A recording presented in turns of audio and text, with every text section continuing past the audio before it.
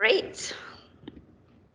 So this is our agenda for today. We will start with panelist introduction and overview. Then we will have a list of questions, which you will also be able to see on the screen.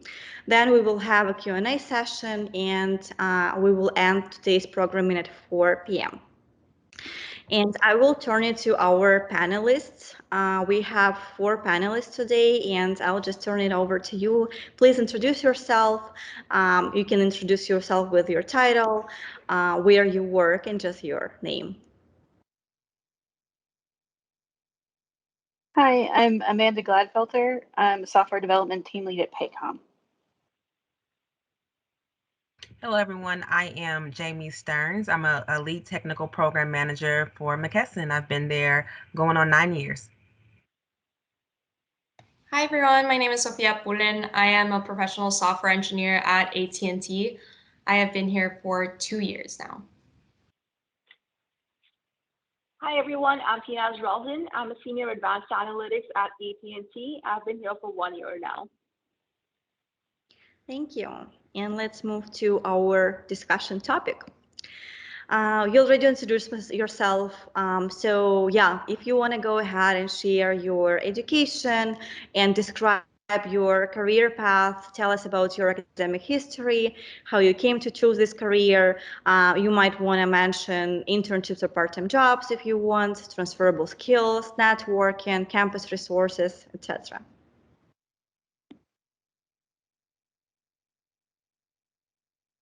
I guess are we just going in the order? Yeah, whatever feels comfortable. Somebody else wants to jump in ahead of me. That's totally fine.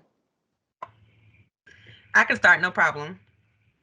Again, guys, Jaime Stearns. As I said, I work for McKesson. I've been there almost 9 years. I graduated from the University of Houston with a bachelor's in management information systems. Then I went on to get my master's in business administration. When I was a junior in college, I received an internship in an oil and gas company. My senior year, the last semester, they hired me part-time. And then they hired me full-time once I graduated. So that's where I started my career. And I was a telecommunications administrator in oil and gas. Once I received my MBA a couple years later, I moved into a pharmaceutical company, McKesson, which I am at currently. And again, I've been here for 9 years. Started off as a telecommunications engineer, moved on to a IT project manager. From there, I was an IT product owner, and now I am a lead technical program manager. So I've had 4 jumps since I've been at the company. And just really quick for those who may be interested in moving in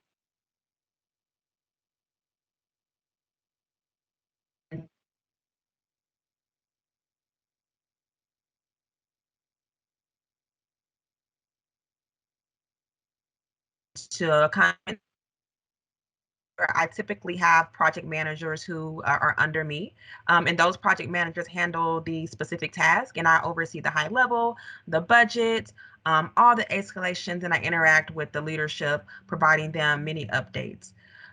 Work-life balance is great for me. I think what's really important when you guys are moving to the workforce is to also interview your company and interview your manager. It's critical to have an awesome manager who understands that you may have kids. I have a 19-month-old. You may have kids. You may have other obligations outside of work. And it's critical that you guys can have that flexibility. And I will say McKesson actually has a policy out there that allows for managers to, well, that kind of, I don't want to say force, but that says managers have to be flexible, especially during the unprecedented time that we're in now.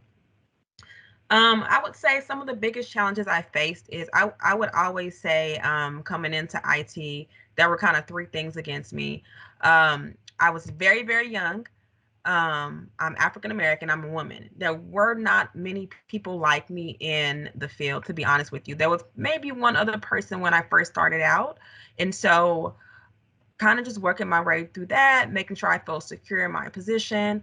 What I did to build a lot of confidence, being a minority in IT, is that I always kept track of what I did. I kept a PowerPoint of myself. They always say toot your own horn without blowing it, and that's what my PowerPoint was for. I made sure I kept track of the things I did, the accomplishments that I held. So if anybody had any questions about my career and my growth, I had it there readily available. So that's just some little advice I would give to you guys. Just lastly, as far as any tips, always be willing to learn and to grow. If there's an opportunity for me to take on a project in an area I know nothing about, or to shadow someone, or to get a certificate, I am jumping on that opportunity every single time. Technology is always growing and it's always changing. So having as many skills as possible is critical as you move and grow in your career. I'll Thank stop. you. I know that was a mouthful.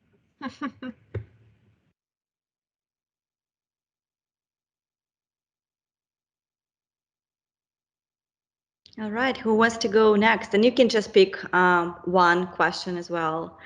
Yeah, who wants to go next? I can go next. I'll talk a little bit more about myself. So, I am from Brownsville, Texas. So, if you guys don't know where that is on the border of Texas and Mexico. So, I grew up in a city that is 95% Mexican, and I'm Mexican. So, I'm very proud of that. Growing up, I went to a boarding school in New Jersey, and I learned that I really loved science. And from there, I went to SMU here in Dallas. So I'm very close by. I work in AT&T downtown. So I studied electrical engineering and math at SMU, graduated from my undergrad 2 years ago, realized that my passion, I liked electrical engineering, but it wasn't my passion to work, in the very technical sense of electrical engineering. I really, really loved engineering management. So I completed my master's back in May in engineering management from SMU as well. And now I have kind of the best of both worlds. So I currently work for the technology development program at AT&T, where college new hires change assignments every few months for 2 years. And I work in helping them think of new inventions, new patents. I kind of help streamline innovation. So anything that goes beyond their day-to-day tasks or work, I help them kind of cultivate what they're passionate about. So I get to see a lot of the technical, and I get to see some of the management. So it's pretty exciting.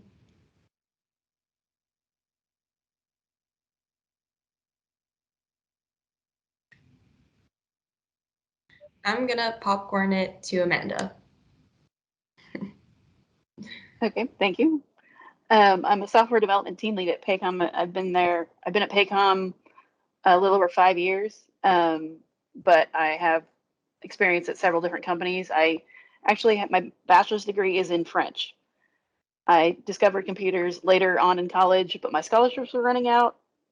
So I took off some time, took a few prereqs, and then I got my master's in computer science. I discovered that I like troubleshooting and I like languages, and computer science just kind of played to both of those really, really well. Because it's all problem solving. As in development, basically, you're just problem solving all day. And I've worked in several different industries, and that's one thing that I love about being in software development. We can work in pretty much any industry. So I've managed software that handles rental car fleets. I've worked on software that handles instrument procedure landings for airplanes, particularly not crashing into trees. Basically, was the whole point of the application was, where's there a tree? Don't put a landing in their procedure in that plane, which involves a lot of complex math, but the application itself was written so beautifully simply. It was amazing to look at that.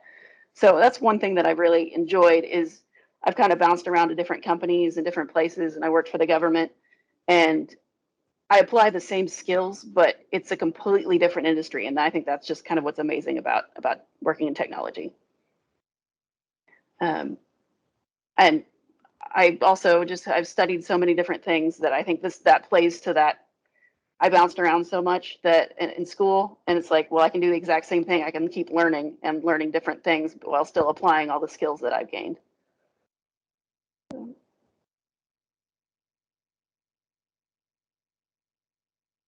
So Teenaz, is that your name? Yes. So I work as a senior advanced analytics at AT&T.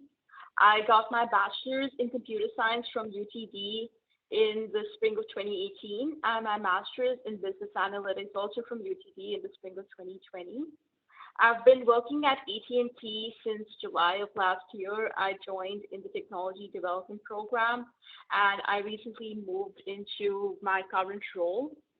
I have interned twice at another telecom company where I gained a lot of the analytic skills that I use right now in my job. I've been working within broadband analytics, so I've been working specifically on predictive analytics, regarding things like whether predicting whether customers will churn from AT&T or not, for example, how we can actually prevent them from churning, those type of strategies, recommending those type of strategies.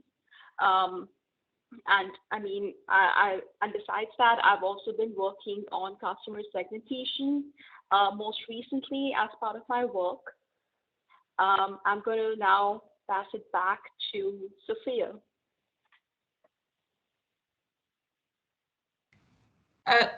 Are we going to go to the next question or? Yeah, let's discuss typical day in your job, hours, types of projects.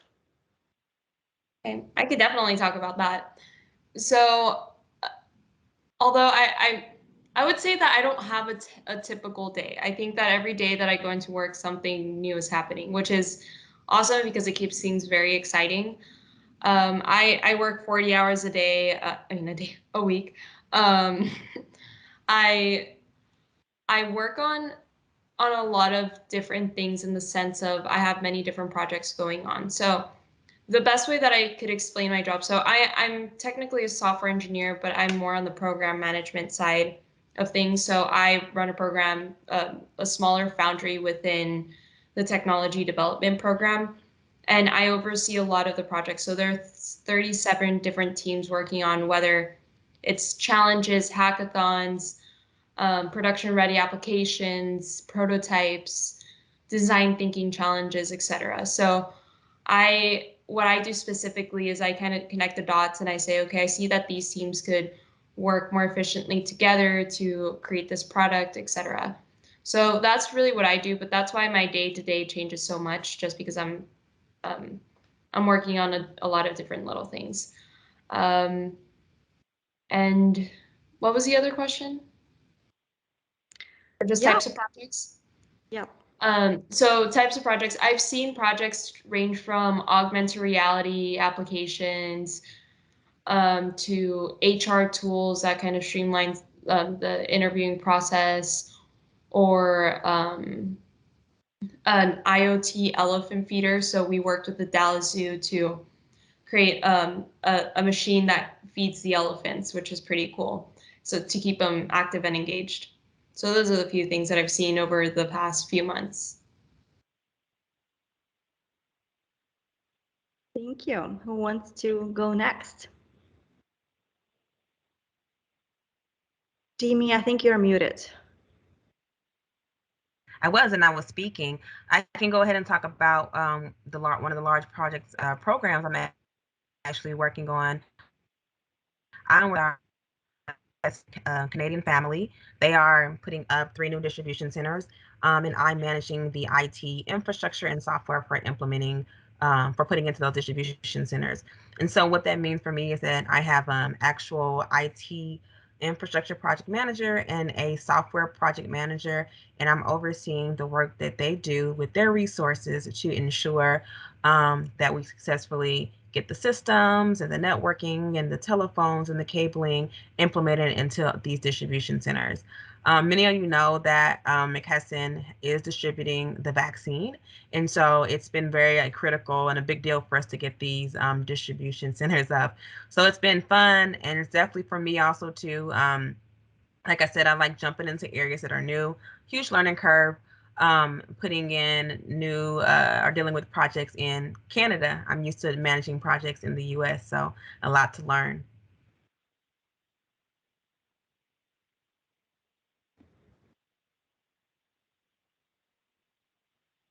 Thank you. Amanda, do you want to go next? You can pick this question or next question if you want. I would say that, yeah, for a typical day that for me, since I'm now a team lead, I'm not in the kind of in the trenches as much. I still get in there and help my devs with that I manage. I manage 6 devs right now. We work on an application that since Paycom's a payroll company, so with payroll becomes year-end tax forms, and that's the application that I work on. It generates the tax forms for everybody that gets paid through Paycom. And so we're kind of ramping up because as year end comes on, we have a motto. I kind of created a little Game of Thrones sigil that said year end is coming for our team, because that's really what it is. It's like our entire year end is coming all year long. So right now I'm working with product to kind of make sure that we have all our compliance issues spec'd out, make sure we understand what we need, what is needed from us by December 31st. So that way we can plan it out with our project manager to make sure that we can allocate enough resources and get everything done in the time that's needed. So throughout the year, a lot of it is the beginning of the year. It's more like cleanup from year end and fix some bugs that we found and improve logging and error handling and things that would help us going forward. And then as we ramp up throughout the year, I say that we have a codathon in midsummer, and I say it's like there's 2 parts to my year: pre-codathon and post-codathon. And post-codathon is when we really it's all hands on deck. Let's get everything cleaned up and all set for getting all our compliance stuff for year end. So right now, a lot of my day is spent on making sure that we're getting what we need from product and legal so that we can provide everything that's needed to generate all those forms correctly and the e-files and everything like that. So right now it's a lot busier than it is normally throughout the year.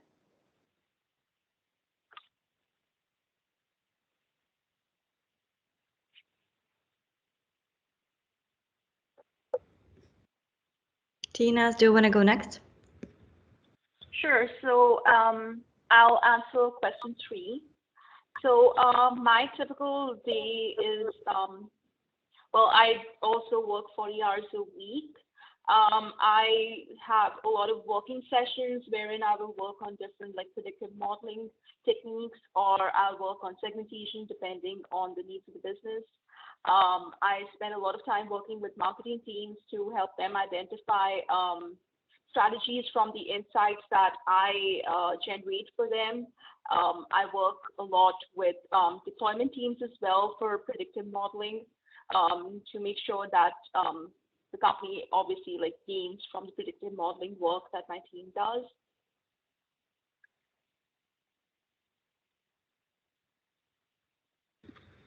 Thank you. All right, let's move to the next question. Challenges, perks about the job, work-life balance. If you can identify the biggest challenge that you're facing or faced in your career. And now we'll popcorn that to Sofia. Yeah, so I can talk a little bit about, I guess, the challenge of going from, school to a full-time job. So I was able to do 2 different internships. So I interned at IBM in Austin, and then I interned for the technology development program the summer before I started full-time. And I would say that one of the biggest challenges that I found was that, with school, it's very structured. You have a set number of classes that you need to take. You need to finish these assignments, and this is how you get the A in the class, and this is how much you study, etc. So going into the workforce, there isn't a set way to say, this is exactly what I need to do to solve the issue. There are many ways to get to the same place. So I think it was more of like finding out how I wanted to tackle an issue or a challenge within the work that I was doing, but also find something that I was really passionate about. So again, I had studied electrical engineering and math, and I really liked that, but I didn't necessarily want to do that for the rest of my career. So pivoting into new skill sets. So I know this was discussed a little bit earlier on, but it's so important to make sure that you continue to learn. So you learn new skills, you get out of your comfort zone, you do the things that might make you uncomfortable, and in the short term, but will get you to the place that you want to be.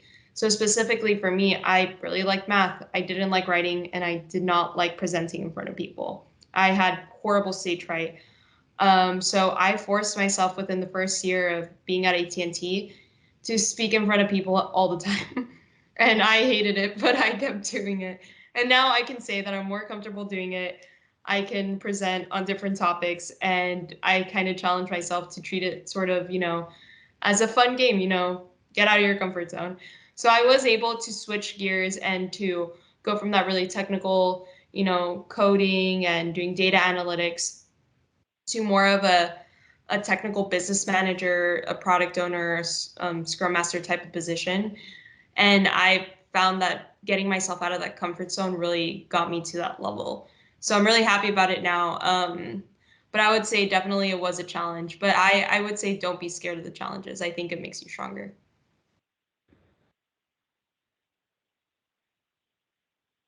Jaime, do you want to go next? Yeah, I'll say I'll take on work-life balance. I will say when I was more in the weeds as an engineer, even starting out as a project manager when I worked very, very closely with the actual resources doing the work, there were a lot of go lives and work after hours. And then I will say that, sometimes you get in that position where a lot of changes you can't make during business hours. And so you're spending a lot of your day planning a project or getting prepared, and a lot of the changes may happen after hours. As I've moved into a program manager role, where I'm kind of a couple steps away from the resources, I'm typically just working.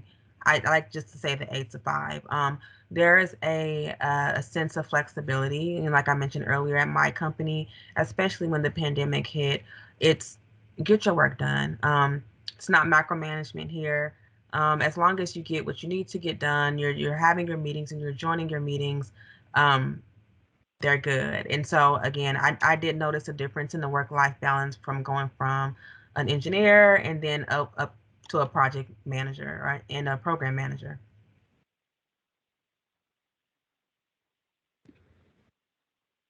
Thank you. Amanda, do you want to go next? Sure. I'd say the biggest challenge that I face is supporting an application that's live. Your priority can shift on a dime. You could be working on the highest priority new development, and then suddenly something isn't working. Like you put out a release yesterday, and now they can't open the application, or they can't open a tab that they need. So your priority immediately shifts to getting that fixed, pushing that fix out, and then you have to go back to either that previous new development or something else that's come up. So it's juggling a lot of different things and making sure that you're prioritizing everything right and managing your time. I'd say those are the biggest challenges that I face right now as a team lead. Thank you. Teenaz? So coming into the job, one of the biggest challenges that I had, like Sofia, was also like the structure, because like in school there was a lot of structure and there wasn't as much structure obviously coming into a full-time job. But once I got over that, one of the biggest challenges that I have been facing over the past year is, of course, making sense of the huge amount of data that we have, making sure that uh, valuable insights are generated from that data and we do what is best for the company. Also, like making sure that, working with shifting priorities, because priorities do change depending on the needs of the business and different priorities that management has. So that is definitely also one of the bigger challenges. Thank you. What are the barriers of entry into the different professions that students should take into consideration? And if you can also add question 6 if you want, biggest challenges facing tech professionals.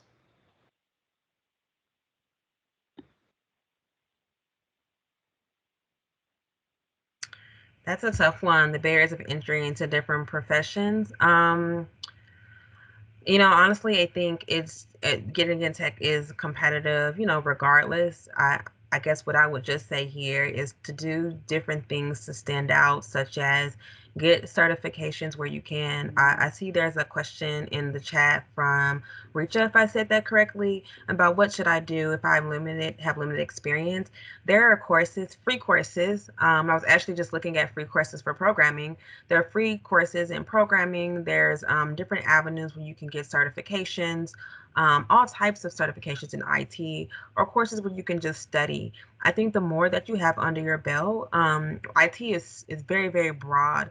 If you start kind of closing that gap and learning different aspects of IT, that will begin reducing those barriers of entry into different positions, especially if you're maybe looking at more of a lead or a project or a program manager. If you start experiencing and learning different areas of IT, they'll say, hey, this person can manage a project anywhere. And you'll be able to easily move around and shift.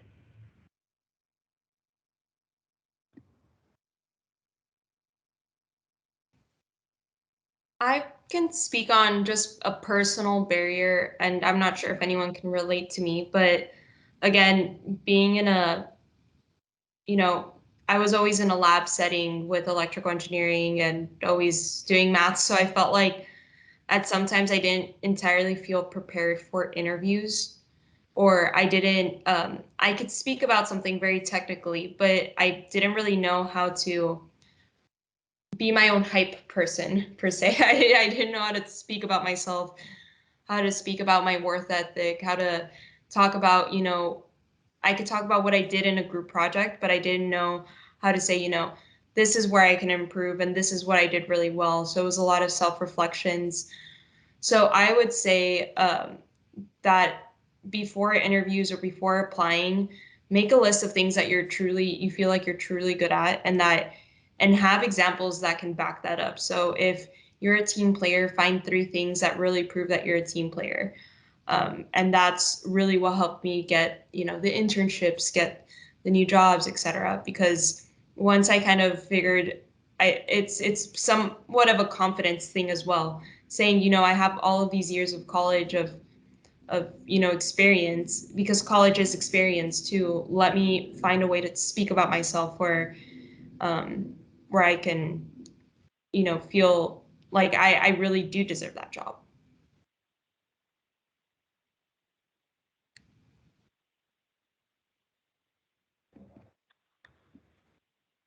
Yeah, I agree with both of those, and Jaime, especially with the get as many skills as you can.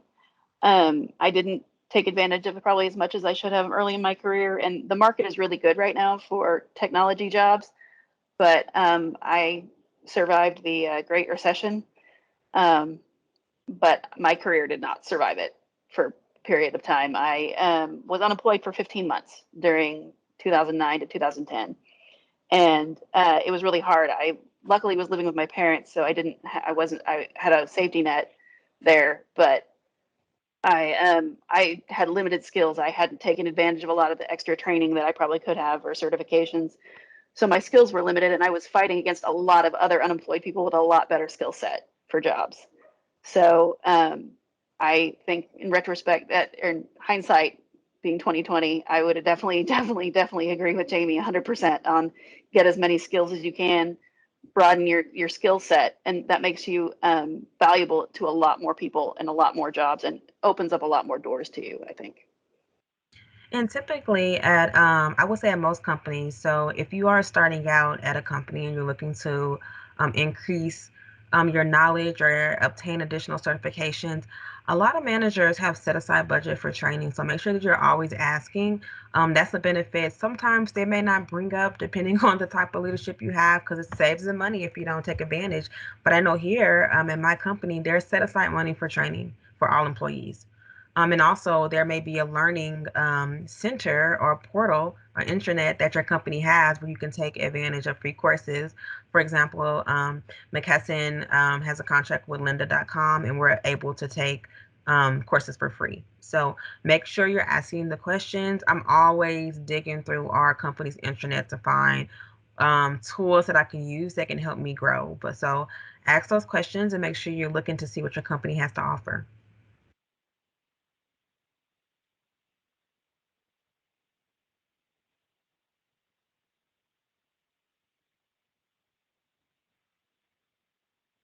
You want to go to the next question? I think we're on number 6. Yeah, we can go ahead to that one. I think everybody's facing a challenge with the pandemic. I think the hardest thing for me is that I'm used to telling some of our resources to go on site, take a look at this, and get this done, and we just don't have that opportunity now. So it's kind of been the adjustment. We threw up an entire distribution center in Canada at a time where travel was limited, crossing borders was hard, getting on site was difficult. So we actually just completed our second large distribution center. So that's been definitely a challenge and a learning curve for everyone. I would agree with that. I feel like, at least for me, the pandemic kind of threw everything into this really weird state where I started my job, my current one, the one at AT&T, but I had started in July and then the pandemic started in February or end of February. So I had only been in the office for about 8 months or even like 7 months, something like that. So I had gone from this like really exciting, I was in the workplace and I loved seeing my coworkers, to, okay, let me figure out the WebEx calls or the Zoom calls. So let me figure out, how to effectively communicate in this virtual setting. Let me figure out the brainstorming sessions, at least the social hours, because socialization, I mean, that's really important to me as well.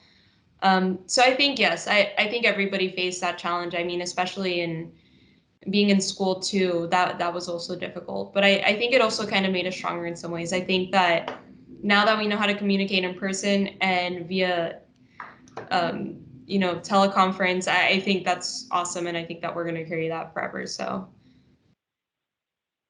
yeah. Tina, do you want to go next? Sure.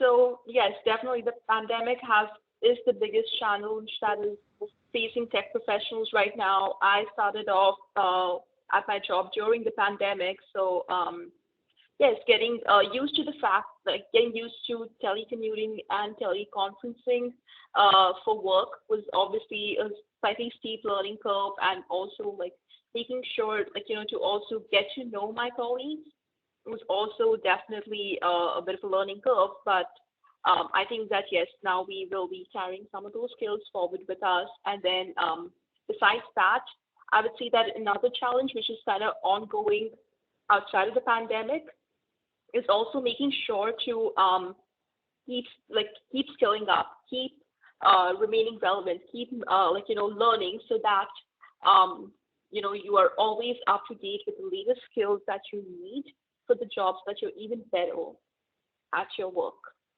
That is very, very important.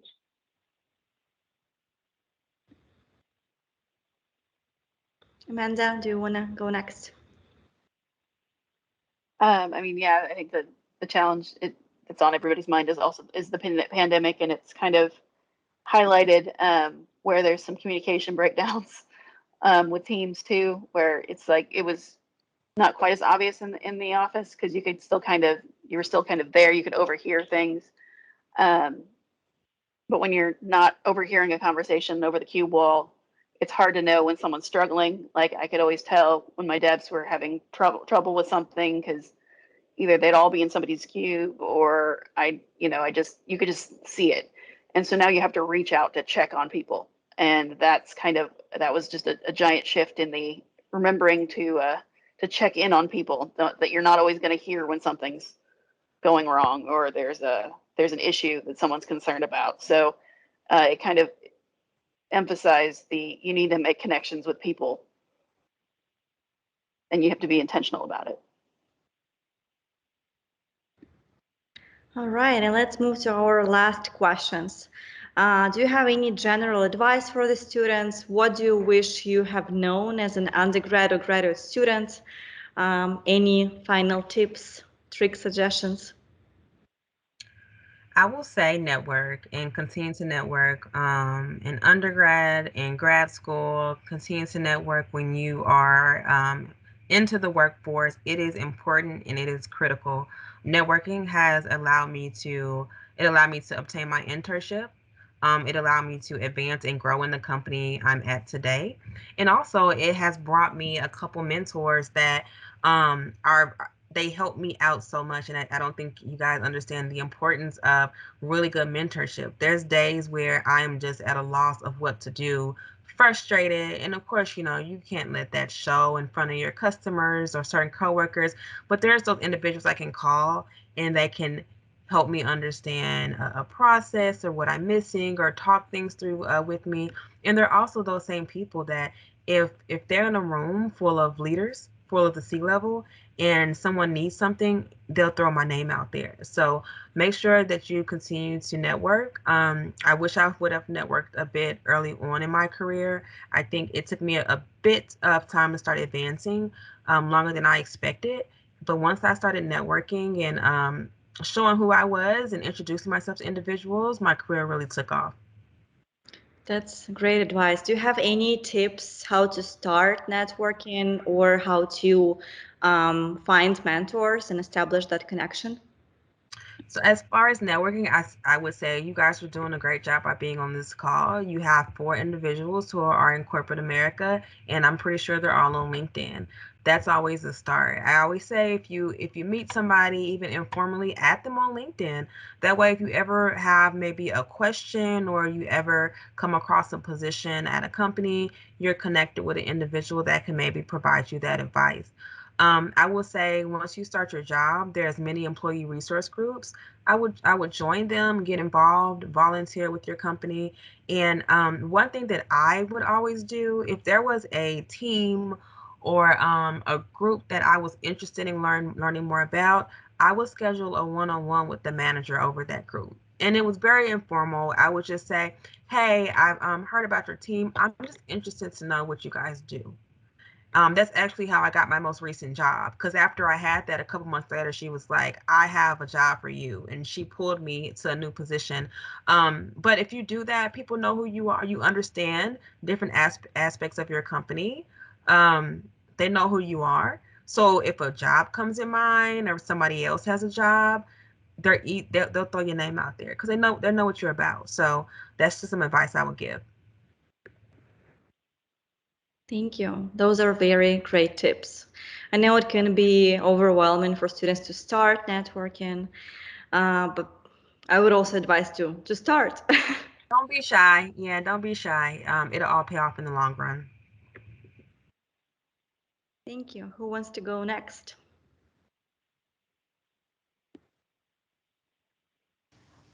I do. May I? Of course. Yeah. Hey everyone. I'm Maria. I am a graduate student in the Department of Information Technology and Management.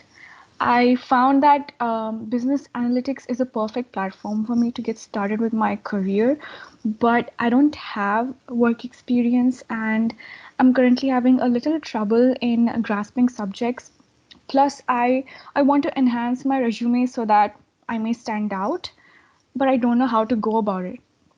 I was hoping if you could, you know, tell me what to do so I can add more things on my resume, like courses and all. I want to take courses, but I never really found a good platform that can give me valid certifications.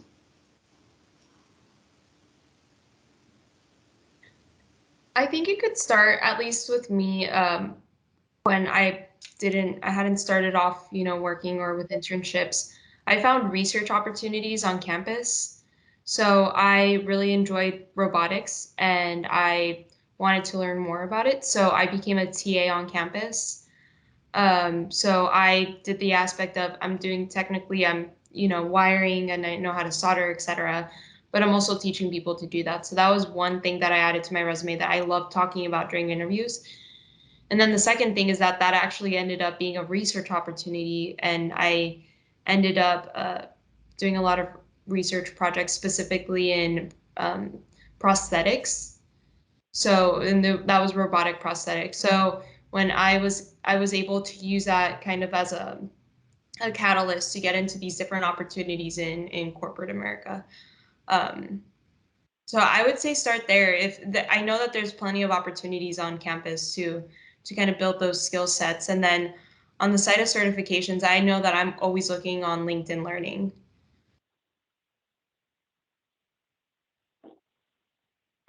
One thing that I would recommend is that if you can find a group of like-minded students, you can also do some sort of a side project with them. So that could also really add to your resume and also your actual technical skills. But even, for example, you mentioned that you're interested in business analytics, right? So you could, like, download an open source data set from Kaggle and actually start building a model on it. You can use all kinds of free resources out there to guide you along, and that will really help. And then besides that, yes, you should definitely pursue certifications, whether from Coursera, LinkedIn Learning, whatever you have access to. Those will really help you along. Thank you so much, Sofia and Teenaz. Thank you. I think there's a question. Yeah, I'd like to ask a question. Yes, go ahead. Is it okay if I turn on my camera? Of course. Okay. Hi. Thank you guys so much for being here today. Thank you so much for your time. My name's Bing, and I'm a first-year MBA student here at UT Dallas. And I think my question is probably specifically geared towards Jaime. I don't have any IT background. I studied international business in undergrad, and I worked in industry for quite a few years, but not in IT. But now, doing my MBA, I'm hoping to get into the tech industry and hoping to land a role similar to yours or some kind of project manager, product manager, but without any IT background. Like, how difficult is that, and what do you suggest for me to do that will help me better prepare for some type of roles like that? Yeah, I tell people all the time who want to go into project management. Project management is universal. It's not just IT. So a lot of people think, I've just done event planning or something, but I want to go into IT project management. Do you know how to plan? You know how to execute? You know how to close out? You know the steps. The popular certification for project management is a PMP. If you don't have enough hours for the PMP, it's the CAPM. And it's all under the Project Management Institute. So if you want to move into a PM type role, I would suggest looking at those certifications. And again, it does ask you to outline the type of work you've done that's a project. Keep in mind that it does not have to be a IT project. It can be anything that you had to initiate, plan, execute, and close out. Those are the phases of a project. So I will look into that. It is a bit of a difficult certification. It's a lot of studying. It was difficult for me. A lot of studying, but I think a lot of positions will look for that type of certification. Again, also too, I put into the chat, Coursera.com is a place where you can take free courses. LinkedIn has courses on it. There's plenty of places you can go to start kind of brushing up on different type of IT skills. Also, too, if you're interested in a certain area to PM, say cybersecurity, say cloud, whatever, maybe try to get a certification in that area. So there's quite a few options that you can take. Just soak up as much information as you can. And again, I think the best certification would be a CAPM or a PMP. Thank you. Mm-hmm.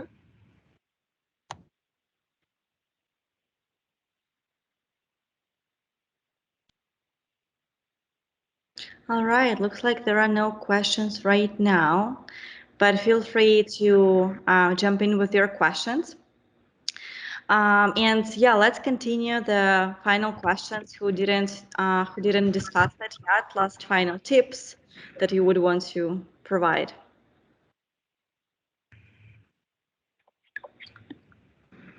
I can say don't be afraid to make mistakes.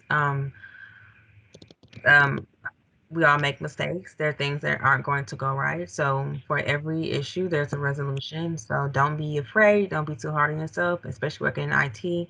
We're all going to make some type of mistake.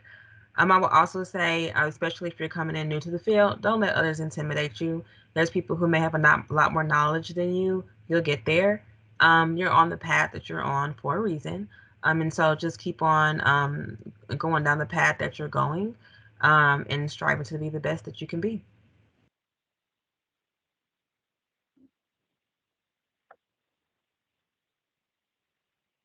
One tip I have is that don't wait for a mentor to just fall in your lap. I know I've had to kind of um, clear up that misunderstanding for several people because they're like, "Well, I just don't have a mentor," and I'm like, "Well, have you looked for one? Like, what are you talking?" They look at me like I'm insane. It's not just that someone's just going to come over here and take you under their wing. It's find somebody that you can see is good at something you want to be good at.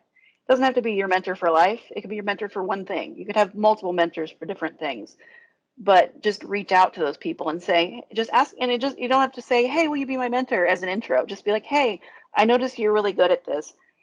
I really want to get better at that. What would you recommend?" And it kind of can kind of turn into something. And I'd say that that's probably the best way to um, open up doors if you're not sure how to open up doors for networking. Also, just asking, saying, hey, recognizing someone, saying, "Hey, I know you're really good at that. How did what did you do to get there?" And then it kind of builds that relationship kind of organically. If you're not as comfortable just walking up to people saying hi and introducing yourself, it's a good way to kind of break the ice, I think. Thank you. There is a question in chat. Would anyone want to add anything? Tips, suggestions, projects, courses?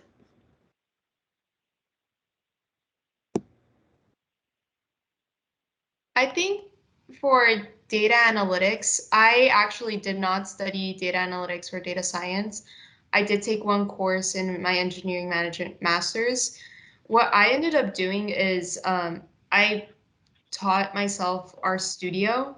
I thought RStudio was a really great way it was very accessible. There's a lot of documentation online, a lot of I honestly went on YouTube and I started from square one, teach me how to do the first thing, teach me how to display graph, etc. And I don't use it daily, but I think it was one of the best things that I've learned because I can easily go back to it because it's very, you can do a lot of things with RStudio, and also it's not super difficult to start learning it.